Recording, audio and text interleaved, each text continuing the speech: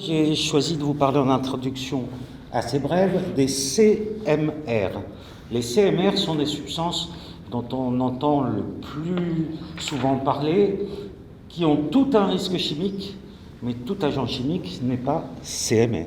L'action des CMR va toucher la cellule vivante, qui est l'organe constitutif de toute la biologie de notre fonctionnement.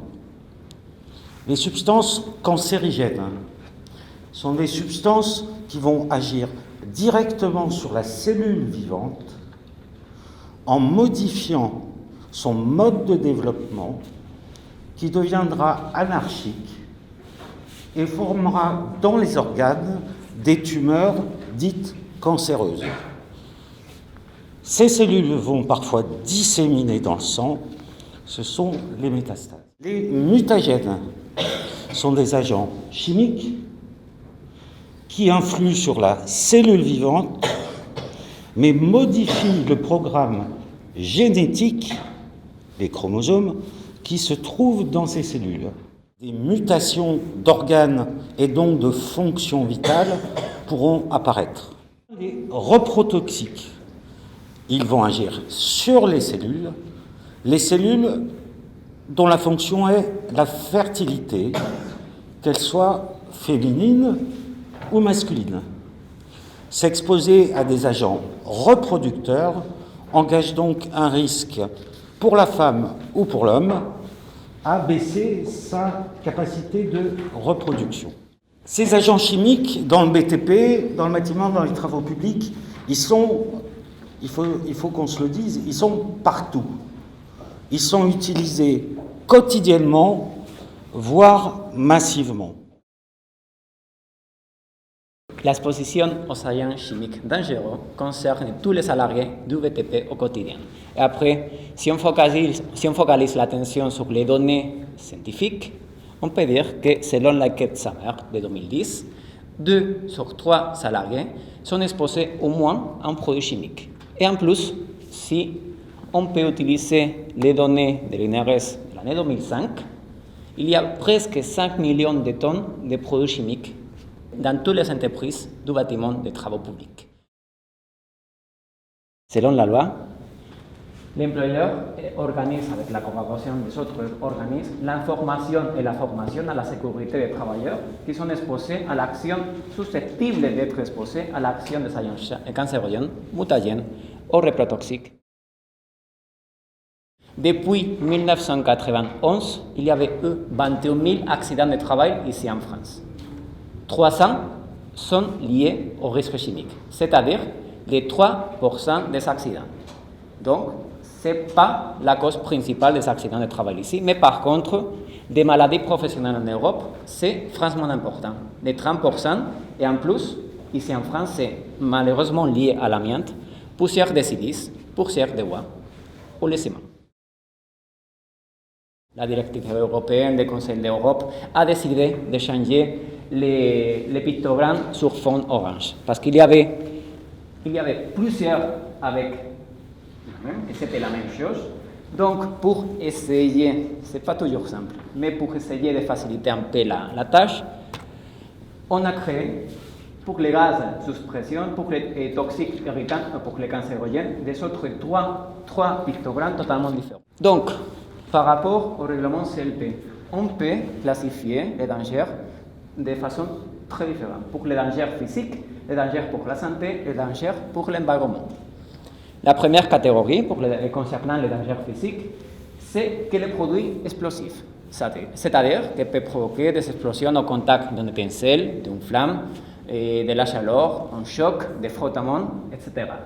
Des produits inflammables, c'est des produits qui peuvent provoquer une explosion ou qui peuvent, précisément pour contact avec de l'eau, si ça dégage des gaz, contact avec de l'air ou contact avec des étincelles, des flammes, de l'électricité statistique.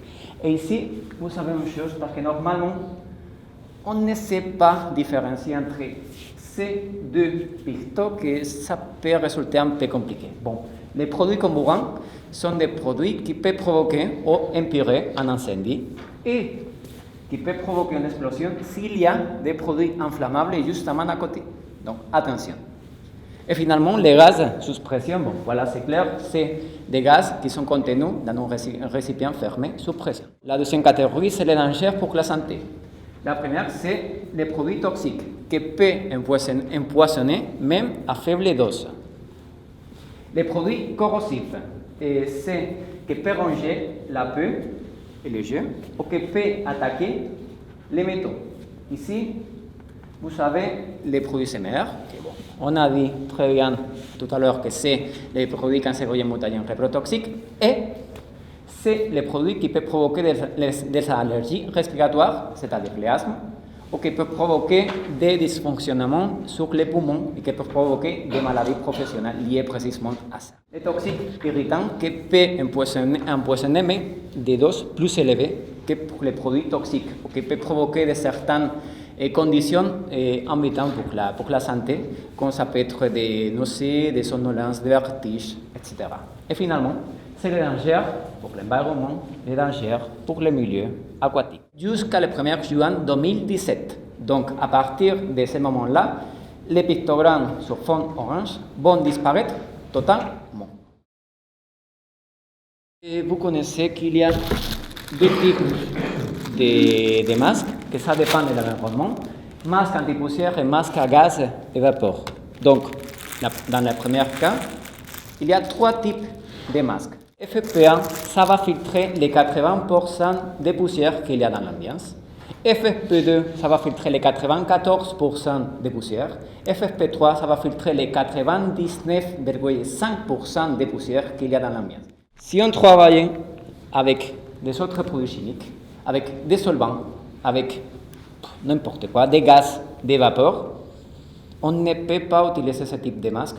On doit utiliser soit masque avec ce type de cartouche, c'est déjà un peu ancien, mais c'est valable encore, ou soit un masque combiné pour les masques anti-poussière et pour les gaz et les vapeurs.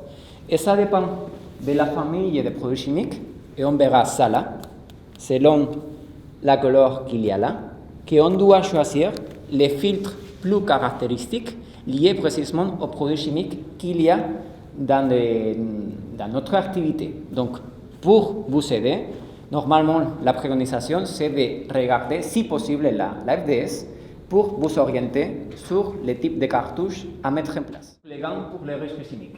Ici, vous avez toute la famille de produits chimiques qu'il y a dans les marchés. Par contre, là, les types de gants plus fréquents utilisés dans les BTP. Et ici, la compatibilité. Donc, des gants en latex, vous voyez que c'est valable par un type de famille de produits chimiques. Par contre, pour des autres gants en nitrile, gants fluorés, qui sont plus chers, ça c'est évident. Ça, c'est on travaille plus en sécurité avec ce type de gants que malheureusement avec les gants en latex qui sont les plus souvent utilisés dans les BTP. Il y a 3 lettres. Ici, on peut voir que c'est A, ce type de gants sont résistants au méthanol, K, résistants à l'azote caustique, et finalement L, à l'acide sulfurique. Donc, il y a 12 types de lettres différents.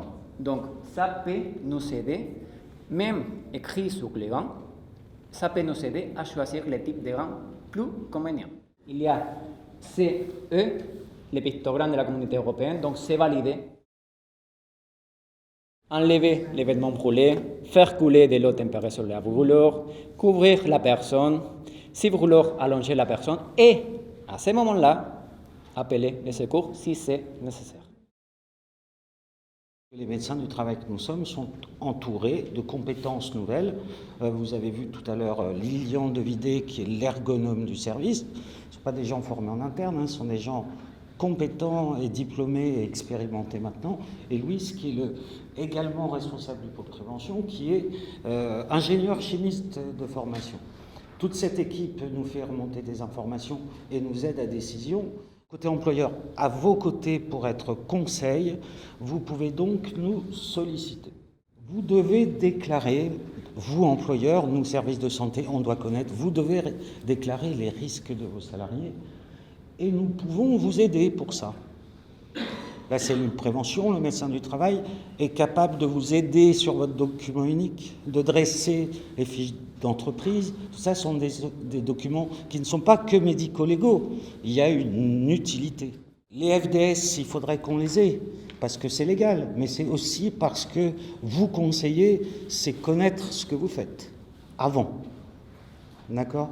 On est à votre disposition, chacun avec nos contraintes, pour vous conseiller le mieux possible. Nous avons des interlocuteurs professionnels